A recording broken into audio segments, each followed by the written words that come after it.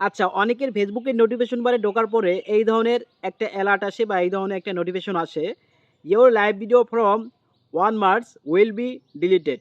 This Monday download it now." আচ্ছা, এই সমস্যাটা কেন হয়?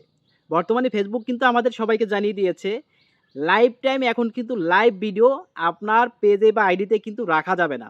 ফেসবুক কিন্তু ঘোষণা দিয়েছে অলরেডি যে আপনি যদি লাইভ করেন সেক্ষেত্রে ওই লাইভটি আপনি যেদিন থেকে শুরু করবেন ওই লাইভটি ১ মাস থাকবে। ১ মাস পরে অটোমেটিক্যালিভাবে ডিলিট হয়ে যাবে।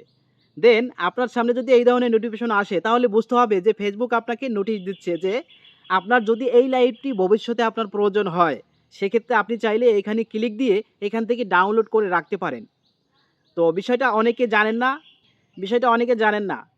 এই ধরনের নোটিফিকেশন আসলে আপনারা কি করবেন? অনেকে বুঝেন না। এইজন্য আমার একটা অডিয়েন্স এই স্ক্রিনশটটি দিয়েছে যাতে আমি আপনাদের বুঝাইতে পারি। তো আশা করি আপনারা বুঝতে পারছেন এই নোটিফিকেশন আসলে কি করতে হবে, কেন আসে।